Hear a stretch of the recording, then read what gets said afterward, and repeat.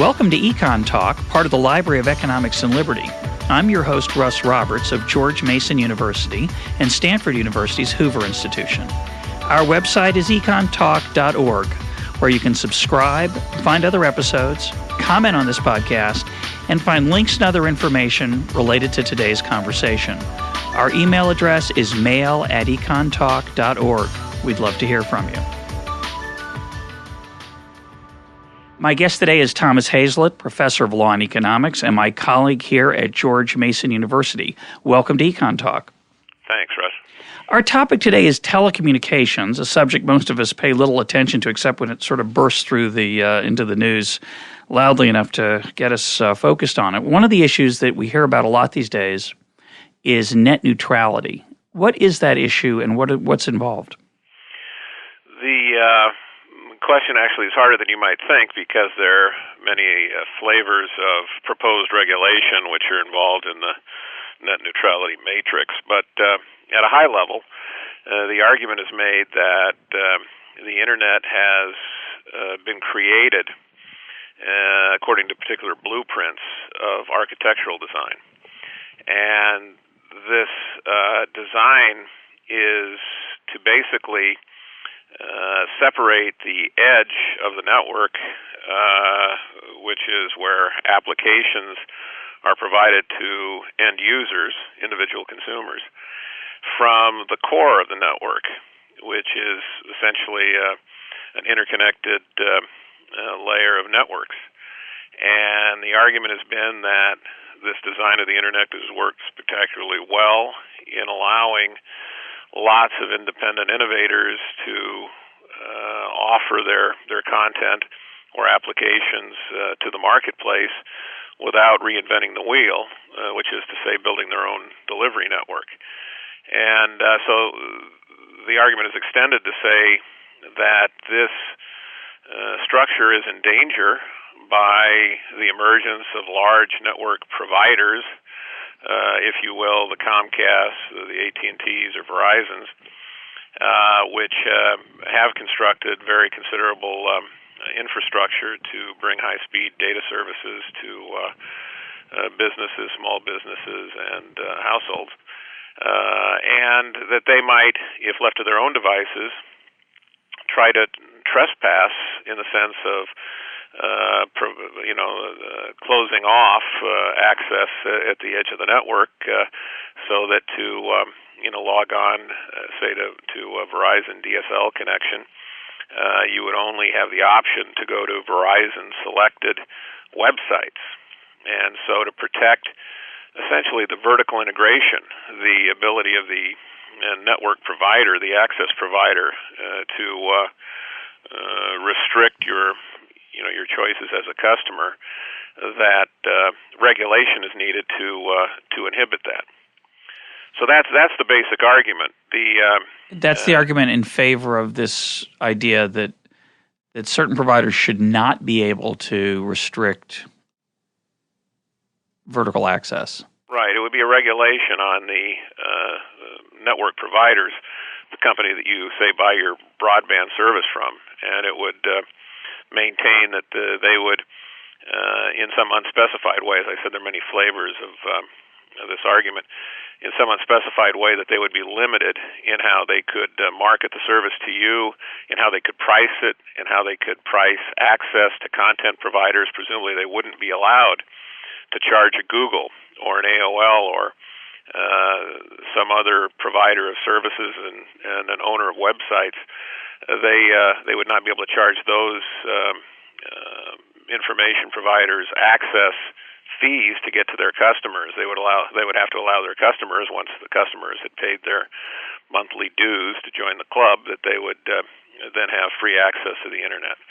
Now, there are many complications with that, and the counter-argument says that the argument I just gave you is wrong at virtually every level. The Internet was not invented according to architectural blueprints. It evolved spontaneously. To the extent that there's a design factor in there, it's private property rights. That is to say, the networks build their infrastructure and transport facilities precisely because they own those facilities and can charge market prices. If you look to the core of the Internet in particular, Internet backbone providers that move very large flows of data all over the globe, those networks interconnect not because of any mandate. There is no regulation. There is simply a spontaneous system that's been evolved to enable these competing and yet complementary networks to coordinate their activities and pass traffic back and forth. And that, in fact, is a marvel of spontaneous market structure. And yes, there has been a modularity to the Internet, so that the Internet, like many other industries, has developed in a way in which there's a very large degree of specialization, and transport networks tend not to get heavily involved with content. They don't specialize in it. They don't have a comparative advantage in it. And it just turns out that all the way around, there has been a very virtuous dynamic, but that dynamic has not been baked into the system by some sort of regulatory structure. Quite the reverse. The regulatory structure has been minimal, and the evolution of the Internet is a testimony to open markets, but open in the sense of less regulated. And it should be noted that there are many, many quote-unquote violations of net neutrality. That is to say, network providers often do stick their fingers into the services that their customers receive.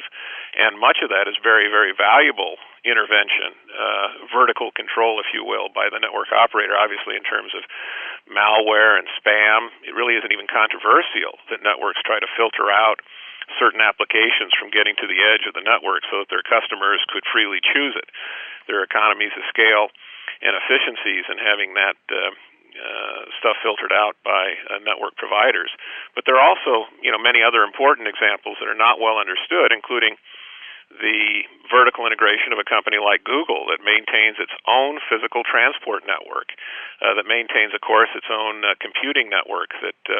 What do you mean by its own? What do you mean by its own physical transport network? Well, the Google, if you notice when you search Google, one of the great consumer conveniences of using Google is that it's lightning fast. That means that the Google network is globally constructed on dedicated bandwidth that is, in essence, owned by Google. Now, Google's a content provider, and they operate classically at the edge of the network for Google Search. They're a utility that millions, in fact billions of end users avail themselves of. But they own the innards of the transportation system over which their information travels on. They also, of course, own a huge computing farm, multiple computing farms for that matter, that in some sense could be shared with other search engines, but is not. It's obviously proprietary. It's extremely expensive. There's a secret sauce into the physical configuration of that network, and as well as other elements of Google that give them a business advantage over their rivals, so that they're quote-unquote not an open network that way. And in fact, in the history of Google, there have been very important deals cut by Google with internet service providers. So the biggest business event in the history of Google, according to one of the excellent biographies of the company by David Weiss, a reporter at the Washington Post, the biggest business event in the history of the company was in May of 2002, if memory serves, when, prior to being a public company and not having a lot of cash at that point, Google actually paid both cash and warrants to AOL, which at that time, of course, was the dominant internet service provider in the United States. And there was a big internal argument at Google as to whether or not they could afford to pay to become the default search engine, so that when 34 million AOL subscribers logged onto their startup page, that it would be the Google search engine that would pop up, not the Yahoo search engine or some other companies. And the big internal debate between Sergey Brin and Larry Page on one side, the young Wonderkind, and then they were arguing with the Eric Schmidt, the CEO, that was brought in as sort of adult supervision by the funding sources. Well, Schmidt argued against it, so they didn't have the money, couldn't pay for it, it was too risky, and the two young techies, they said, you're just absolutely nuts. To get scale, to get the massive market reach that AOL would bring at one fell swoop was worth whatever it cost, and so they paid. So this was a situation where, in a direct violation of the sort of the classic violation of net neutrality, you had an internet service provider, presumably with market power. At least a Federal Trade Commission just a year or two previous had determined that AOL Time Warner involved market power with internet services. This behemoth network could actually charge a content provider to be to have preferential treatment on the startup page. So Google readily engaged in that on the way up. They were the upstart entrant against companies like Yahoo and Microsoft and even AOL itself.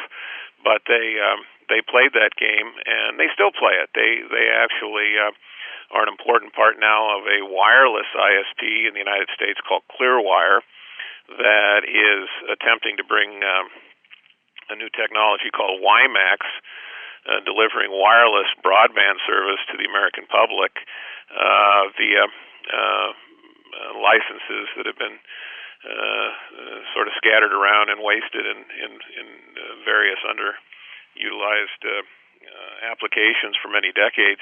Anyway, the Clearwire play, in which Google is a partner, is a partnership in which Google gets preferential treatment on the handsets used. They are the default search engine that you can reach just by pressing the G button on the Motorola handset.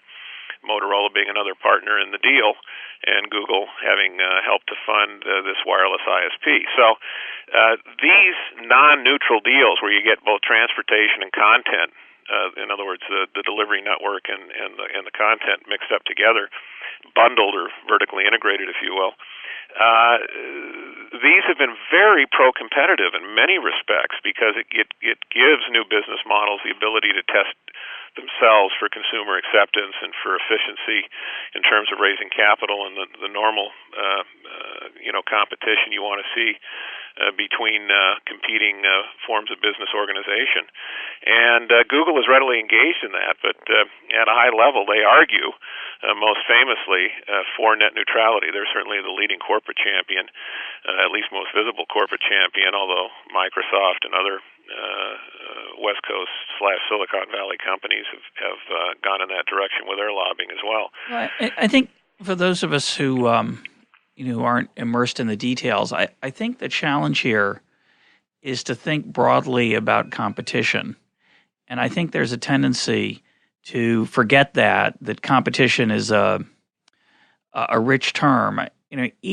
Each iteration of success alarms people. So we go back in our lifetimes, yours and mine anyway, when IBM was the biggest competitive threat. They had a dominant market share and they were going to monopolize the computer business. This, for those of you under the age of, 30 or so, this is back in the 70s. So, Microsoft was, Microsoft. IBM was going to take control of computers, and this was the mainframe business, and the rest of the world was not going to be able to innovate. And then suddenly it turned out that the mainframe business was not the dominant business. It was desktop computers, and suddenly, even though IBM started off as a dominant player in that, they soon were dominated by Microsoft. And suddenly Microsoft was going to destroy the world, and like IBM, they became the focus of a major antitrust case because if we didn't stop them, they would be in charge. And now it seems to some extent that people are afraid that Google is going to be the behemoth that is the dominant player and going to kill competition. For people who worry about that, our side, who tends to be more open-minded about, I don't know, open-minded is the right word, imaginative, trying to find something less attractive, but who at least imagine competition being available down the road, even though it appears that there's something close to a monopolist. Our side tends to say things like, well, In the past, if you get a dominant position, you're at risk of losing it through a new competitor. The other side says, well, that's worked in the past, but how do you know it's going to work this time? And I think to some extent, that's what people are worrying about in this type of issues you're talking about, as well as this general antitrust issue, that somehow by payments and special privileges and a market share dominance, a firm is going to be able to exploit consumers. Do you think that's what people are worried about? Am I right there? And do you think they should be worried? Well, I'm always in favor of worrying, Russ. You know that, and I like to worry about all things. But you do have to pick your spots and in fact calibrate the trade-offs.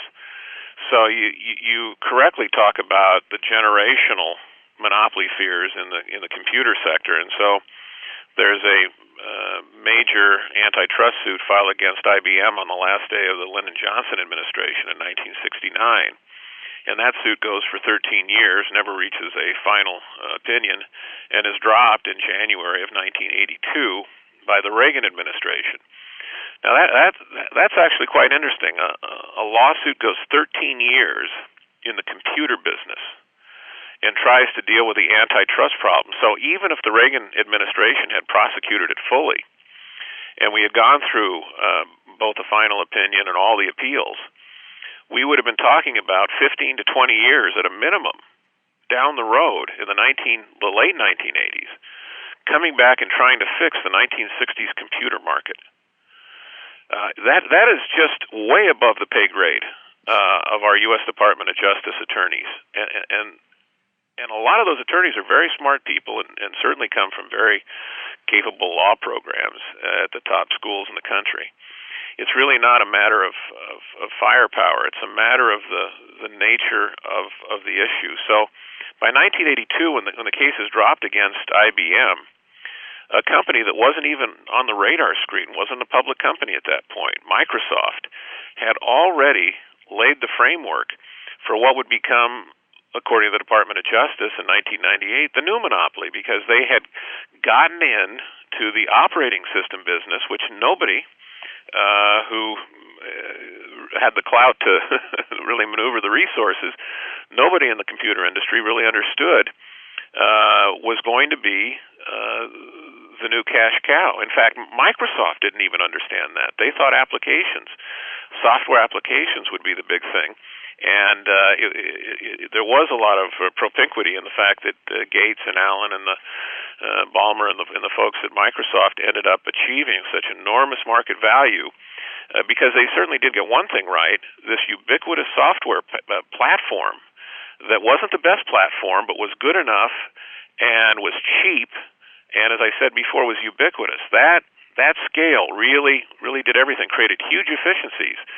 So in 1998, the Department of Justice goes after Microsoft. Now, May of 1998, just a little more than a decade ago, and that was the attack on Microsoft for monopoly. Now, that seems like ancient history, even to the younger generation now. They really have no conception of Microsoft being the monopolist. They think of what's happened in the last decade as being current history, and what has happened in the last decade. Well, Microsoft has seen its market value go nowhere despite this enormous scale and alleged market power, and they lost the antitrust case. By all accounts, the remedies were essentially nil. It didn't really create competition in operating systems, which was the irony. Case. The irony was it was also over not the search engine, the browser, which now seems so unimportant. At the time, it seemed like everything. Actually, the theory of the case, though, was that the Microsoft, which had this market power and more than 90% market share in operating systems, the Windows operating system, that they went after competition from the browser, not because they wanted to control the browser market, so to speak, or even that there was a separate market there, and that was the competition from Netscape Navigator that Microsoft very quickly tooled up and created its own Internet Explorer to take on.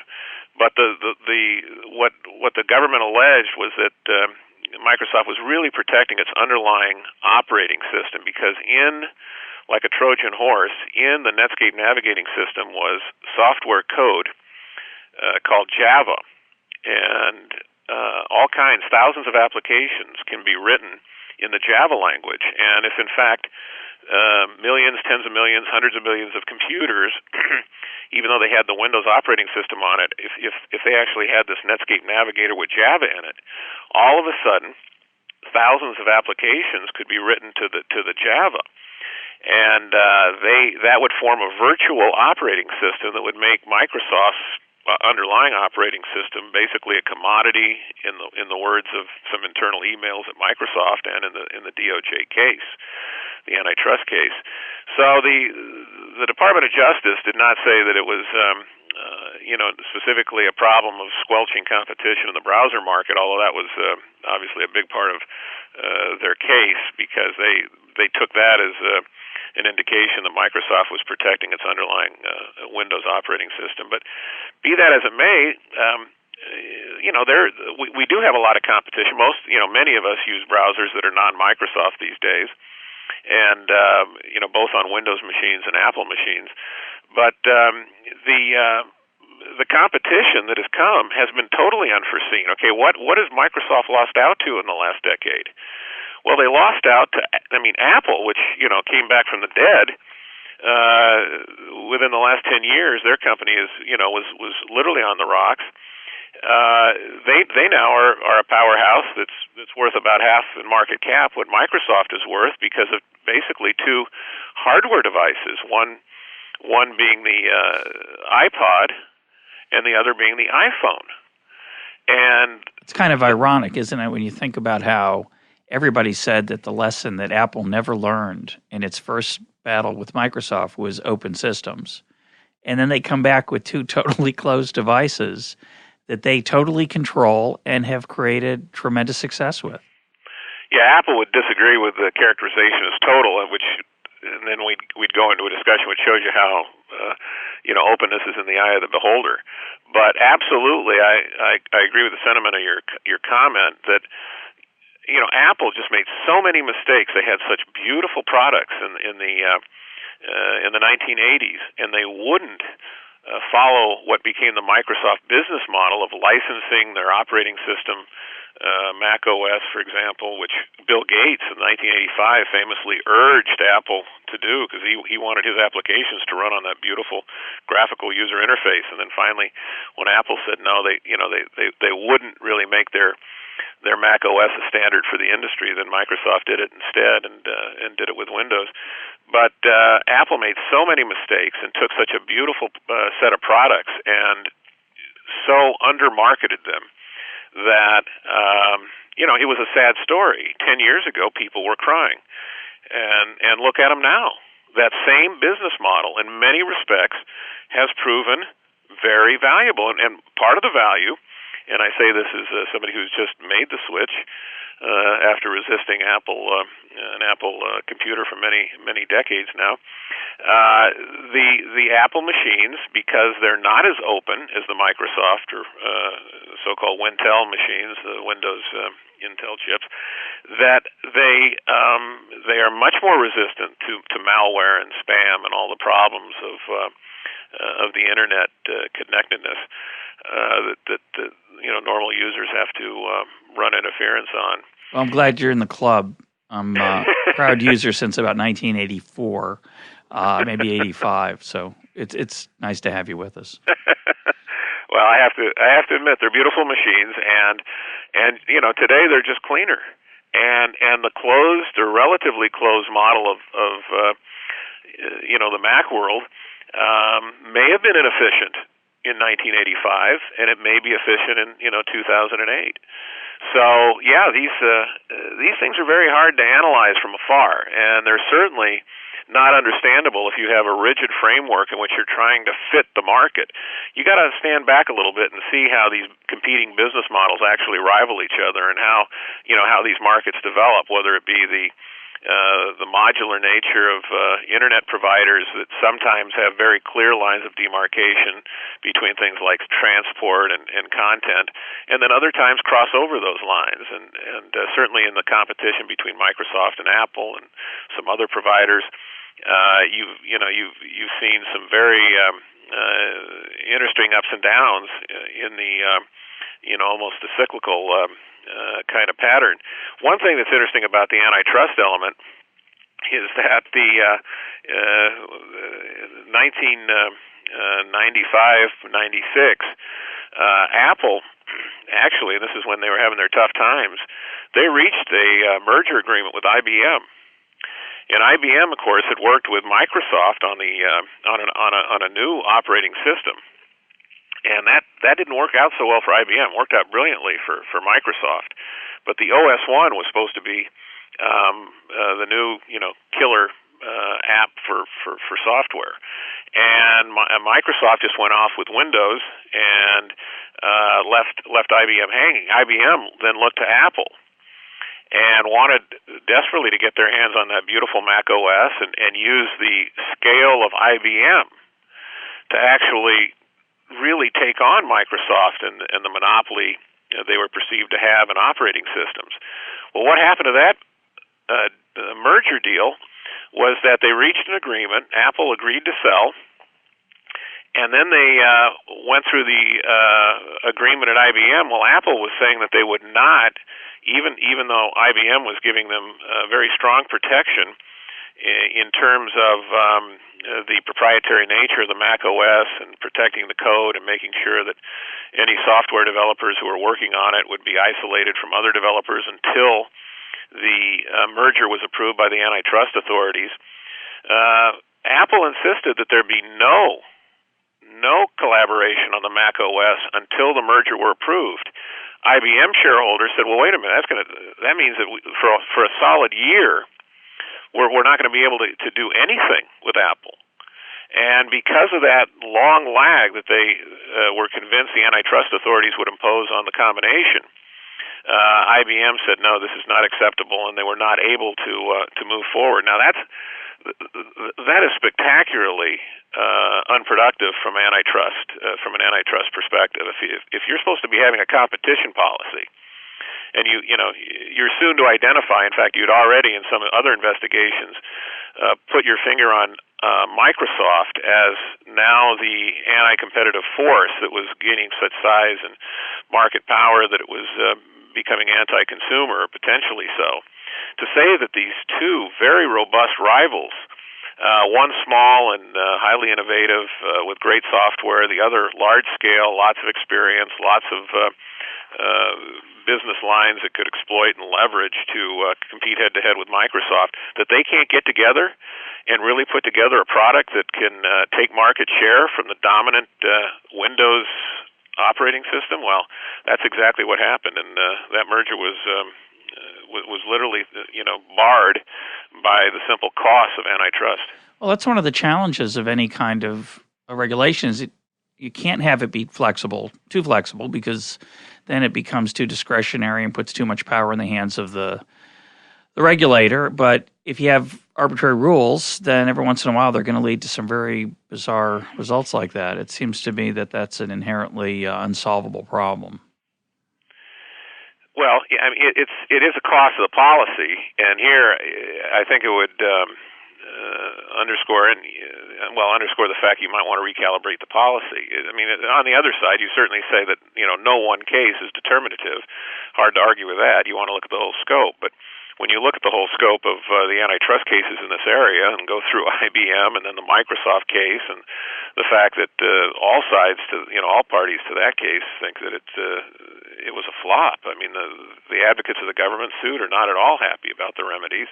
They don't think anything positive was accomplished, and certainly Microsoft is still maintaining its innocence. So let me go back to the net neutrality issue though for one more clarifying question, and then I want to move on to Spectrum, which is another important issue. But on this issue of net neutrality, I think the people on the other side, the people who are obviously there's special interests on both sides, but if we step back from that and just try to think about the economics of it, I assume that one of the things that people are worrying about is akin to what happened, I think, or what appears to have happened in cable TV markets, where you get a dominant provider. Sometimes, of course, a dominant provider given monopoly power by the government, given real, genuine monopoly power, who then can exploit consumers and limit choices, et cetera, maybe even price discriminate.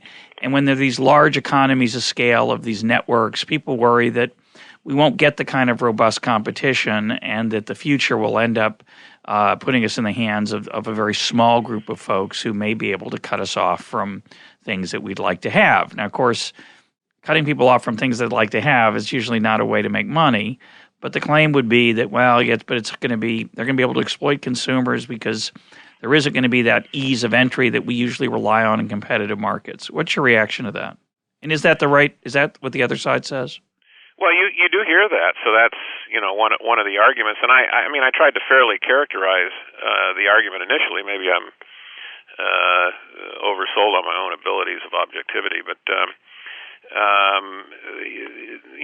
there is a strong argument being pushed by knowledgeable people and people who have a lot of credibility that in fact there is market power that can be exerted by in particular the transport providers here, these access networks, and that will thwart the creativity and innovation at the edge of the internet.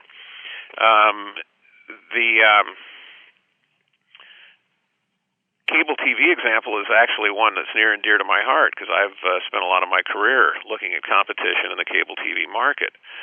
And in fact, that's really the gateway for me into the entire telecommunications area.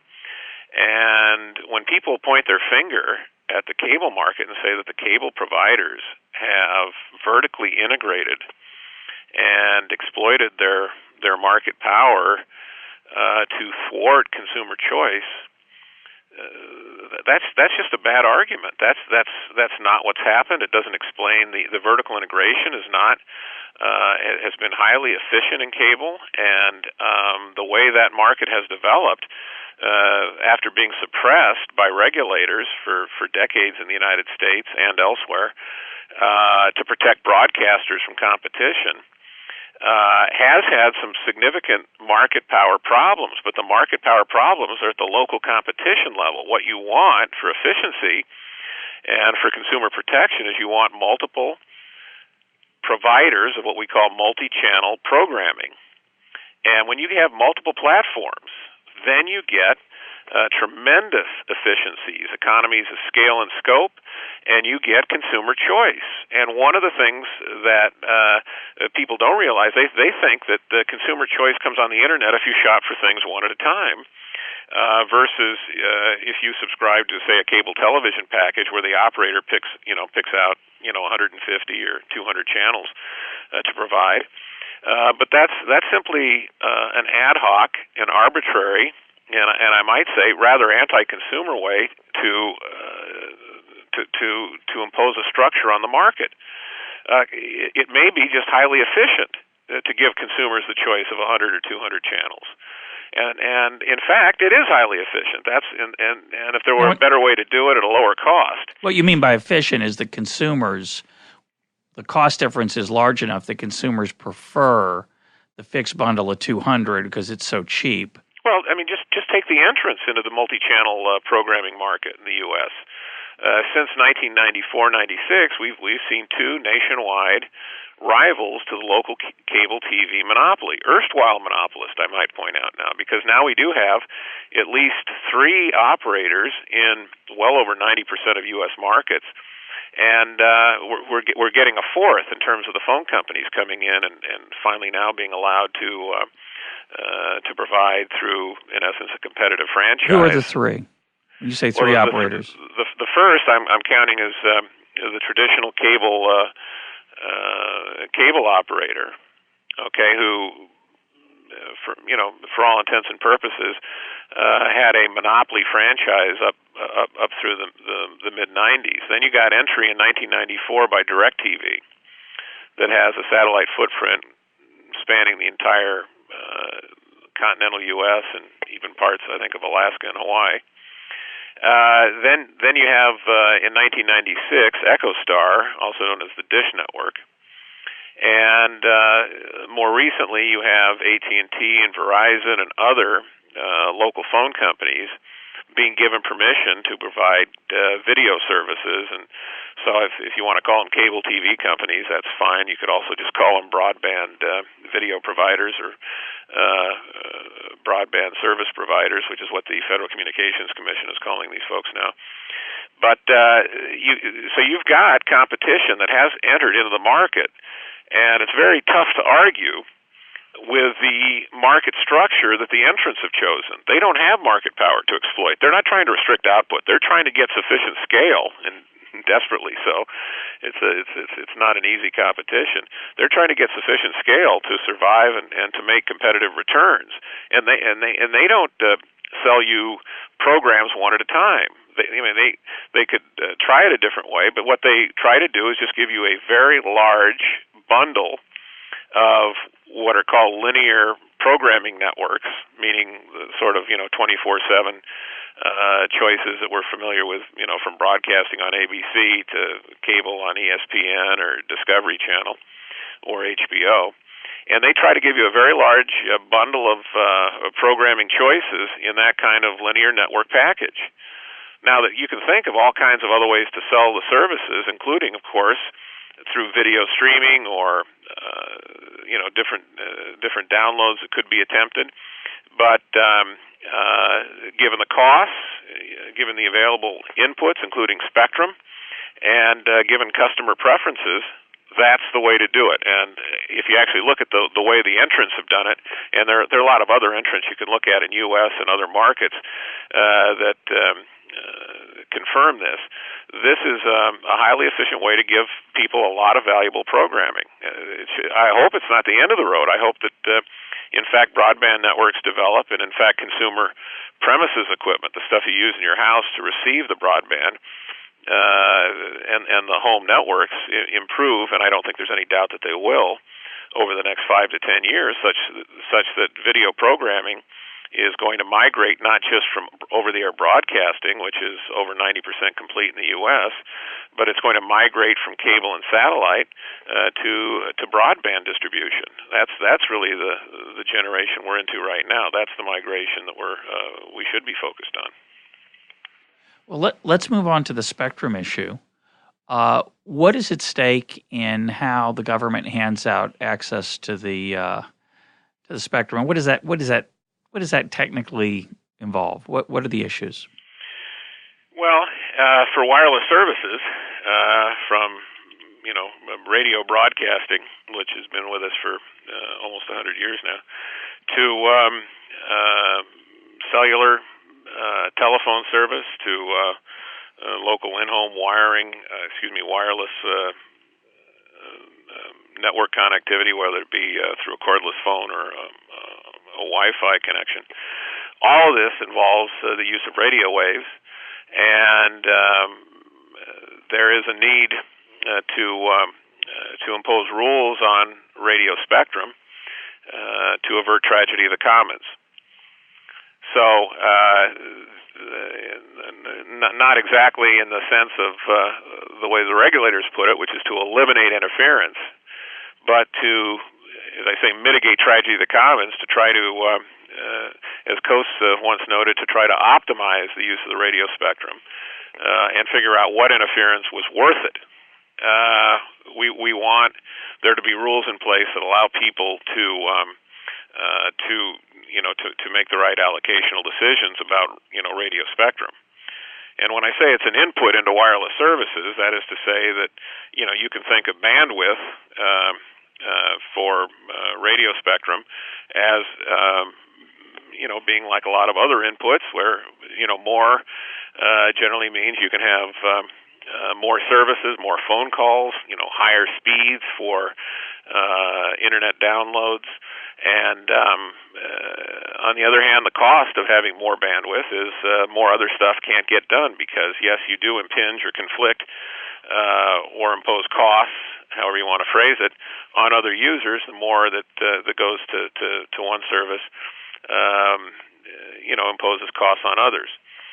So there is a need for coordinating that usage, and traditionally in the United States and other countries, the system has been one of administrative allocation, where regulators try to figure out where on the dial, so to speak, the electromagnetic spectrum dial, certain services should be provided, and then who should provide it, and what technologies they use, and what business models are allowed.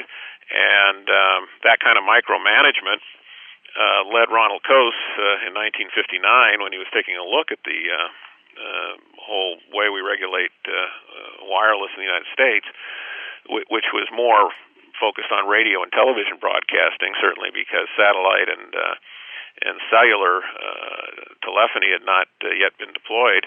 He thought it was highly inefficient that there'd be a so-called command and control system.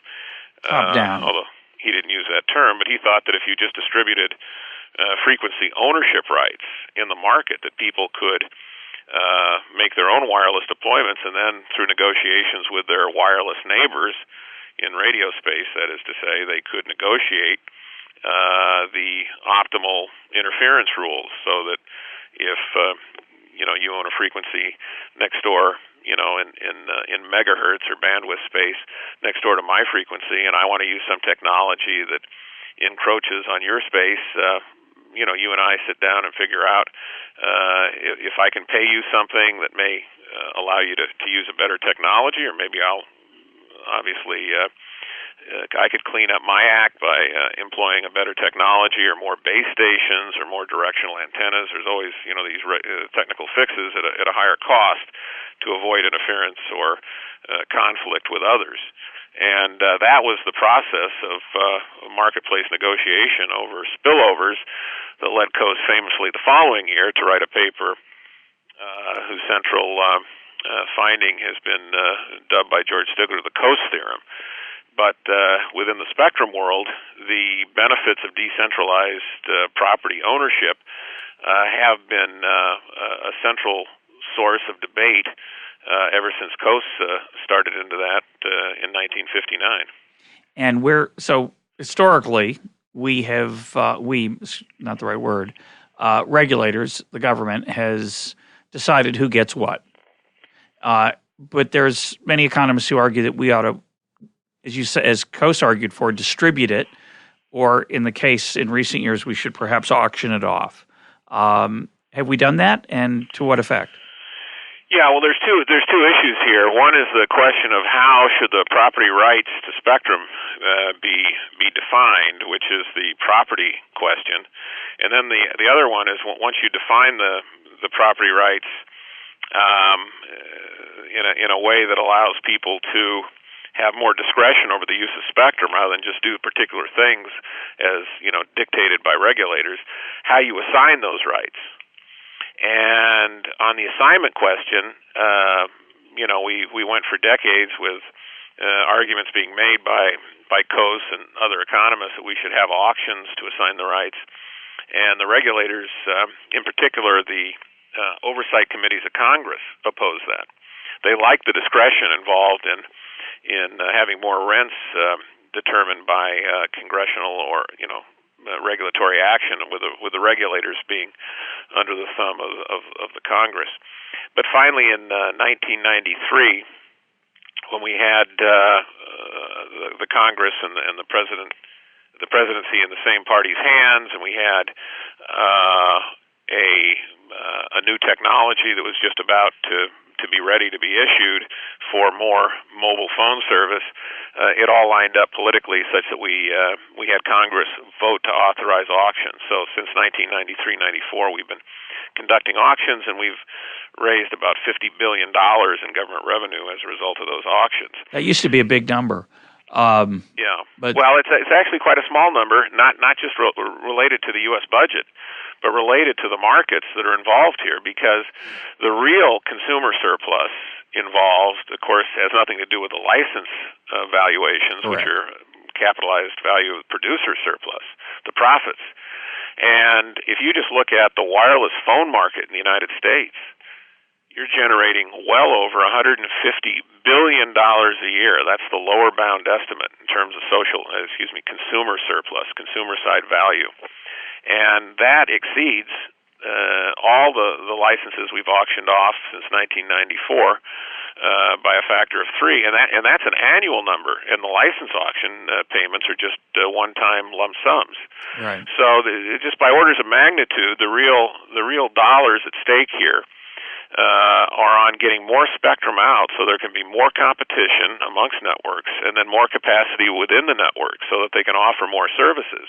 So, is there parts of the spectrum that are now being withheld, that are not available for exploitation by producers and consumers? Well, this is one of the great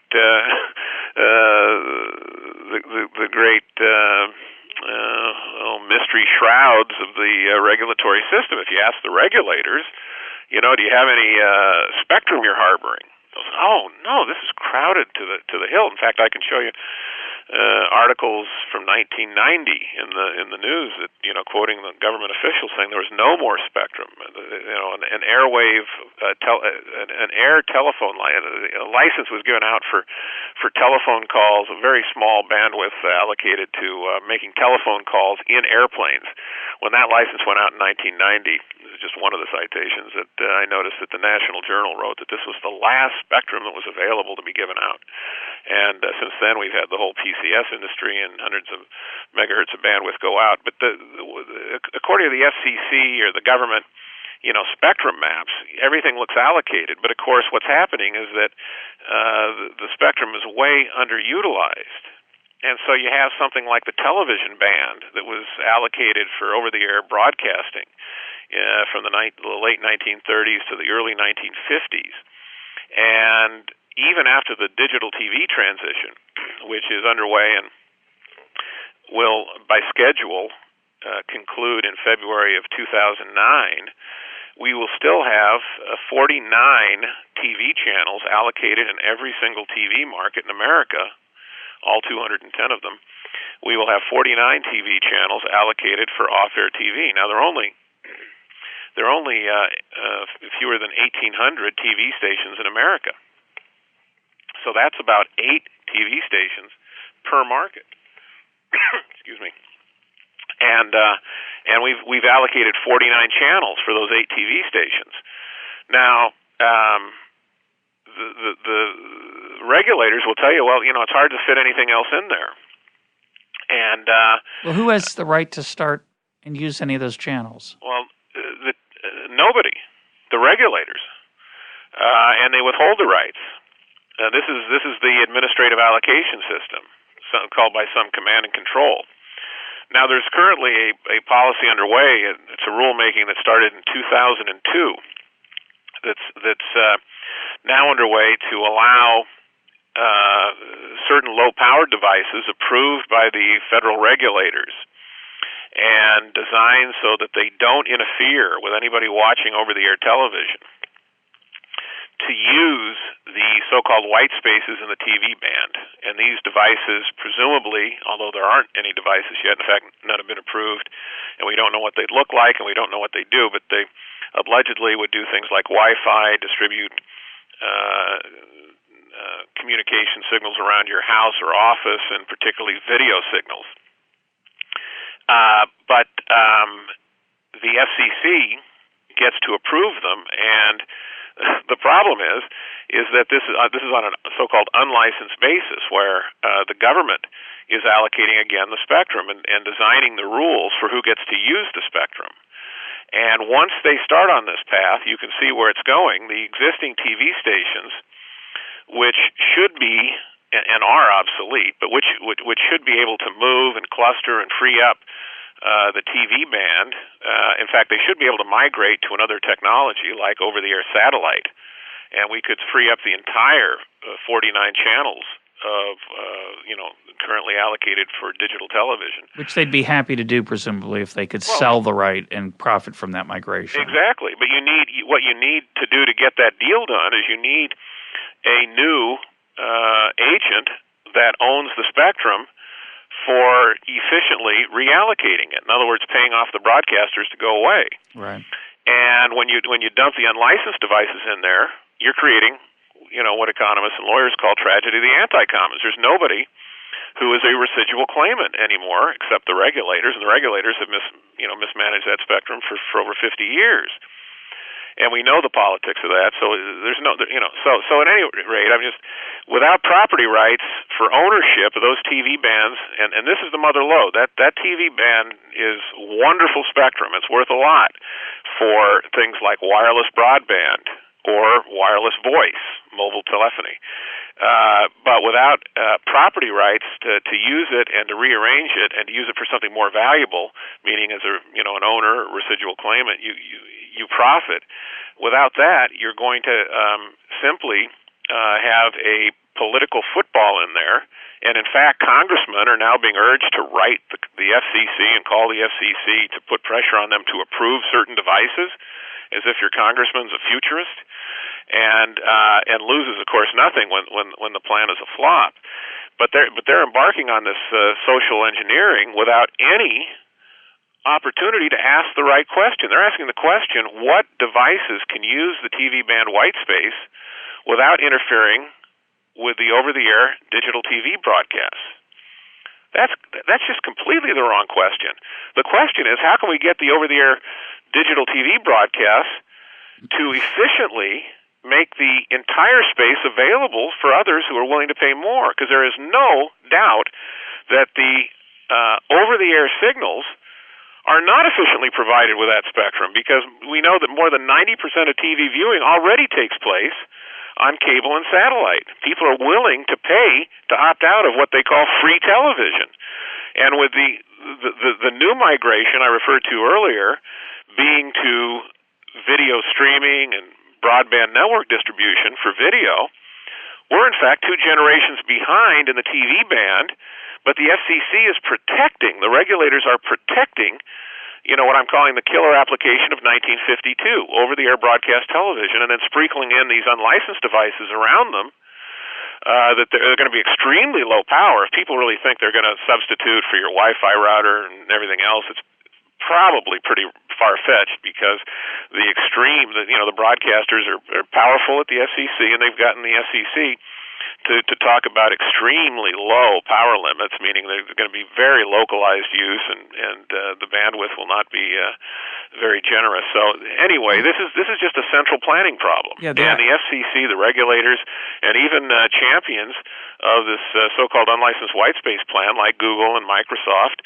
are for some reason that I can't give you a good theory on, they are pushing this central planning approach that would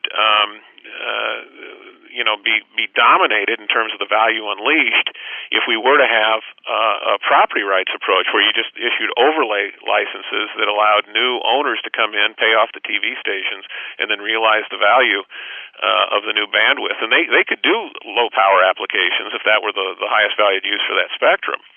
And in some cases it might well be, but you don't want the TV stations cluttering up that whole band. Everybody knows you got to move those TV stations either to one spot on the band or get rid of them altogether, which could well be done by just putting all the broadcasting, say, on satellite, and then having everybody who wants the broadcast signals just get a satellite dish, which nationally you could literally get everybody who doesn't have a satellite dish or a cable connection for about $3 billion to be hooked up to just a free satellite distribution of broadcast TV. So that whole bandwidth there, which would sell for at current prices $100 billion, you at a small fraction of that, you could literally scoop out all those TV stations and put them in an alternative distribution platform, and then have all the value of that band for other services. Well, the irony to me seems to be that TV and radio, which is where the spectrum started, right, and was where the action was for so long, are slowly being pushed out by alternative technologies, the satellites, cable.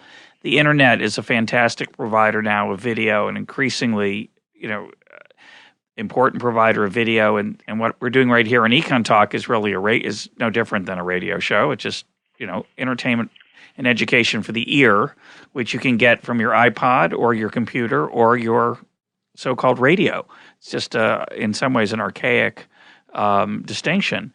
But the real issue, as you point out, is the innovation that doesn't take place elsewhere that we're stopping because of it.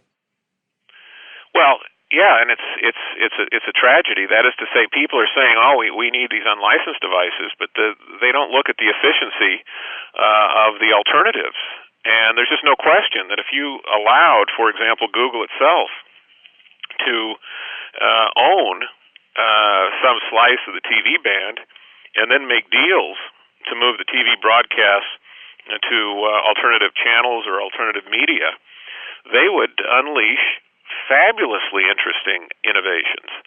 And so that path it's very frustrating to see that path is foreclosed by regulators who are not in the United States very imaginative about this, and to some extent have drunk the Kool-Aid that indeed we don't need a property rights approach to unleash advanced services. And indeed, the property rights approach, particularly in the cellular bands, has proven extremely important for allowing us to use those bands for much more valuable services, not to mention the fact that over 260 million people have voice services, and now well over 35 million have wireless broadband from a wireless carrier, and we're just at the tip of that because the regulators have been so parsimonious in putting bandwidth into that market. I would just suggest that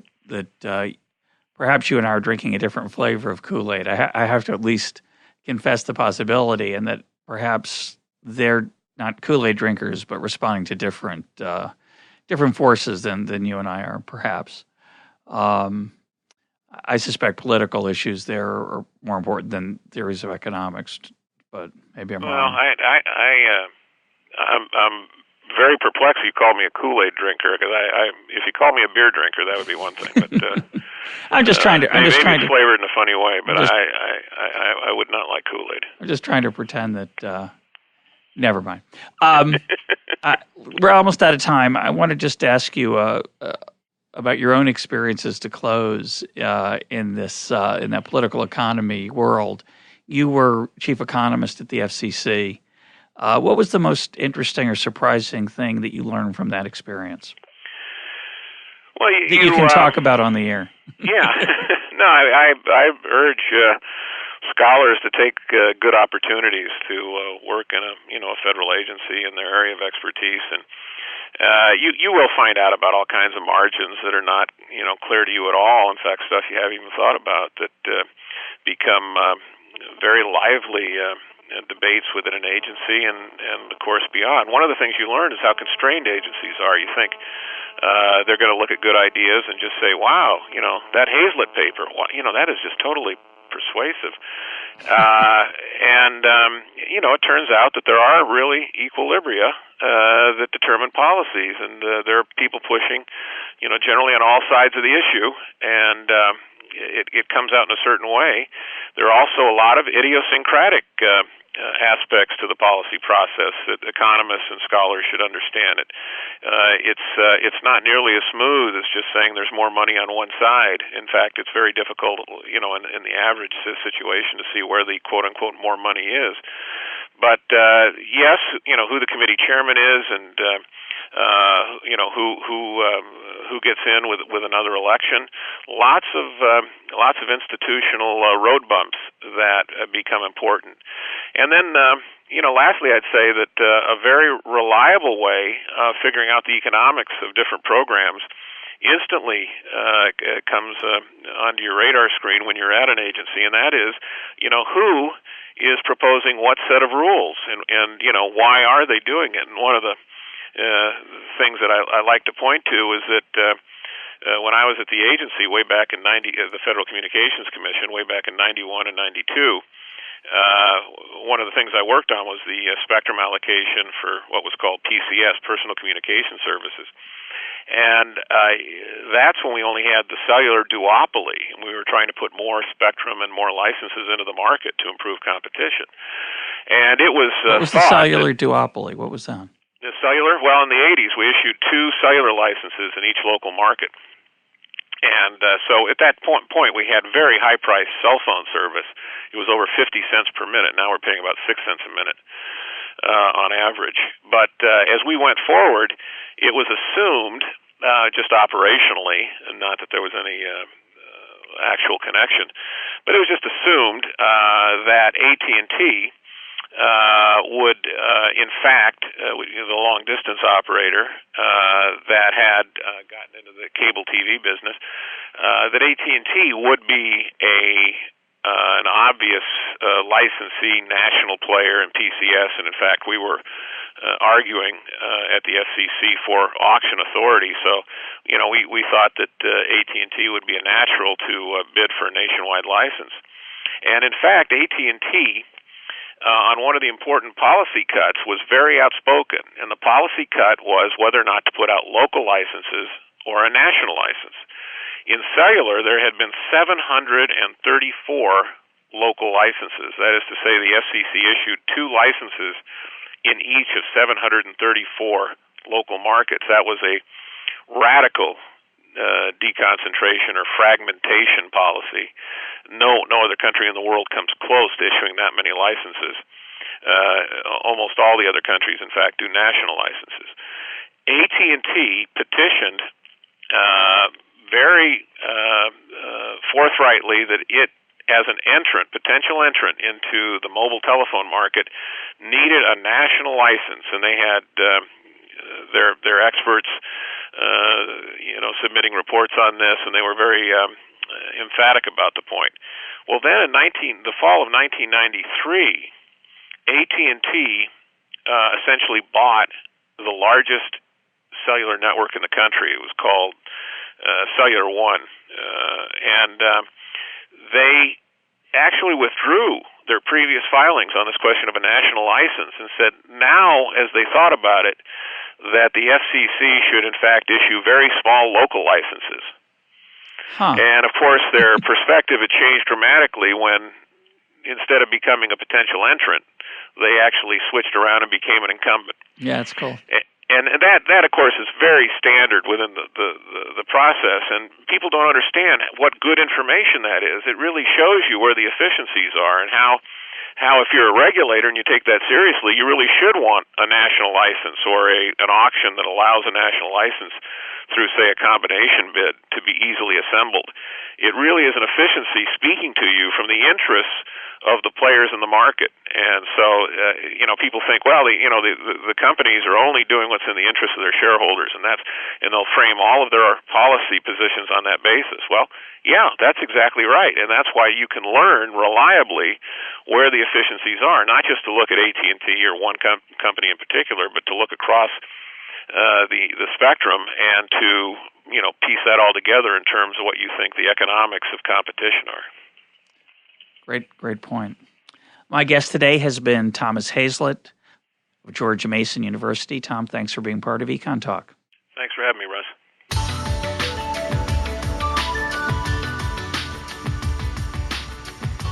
This is EconTalk, part of the Library of Economics and Liberty. For more EconTalk, go to econtalk.org, where you can also comment on today's podcast and find links and readings related to today's conversation. The sound engineer for EconTalk is Rich Goyette. I'm your host, Russ Roberts. Thanks for listening. Talk to you on Monday.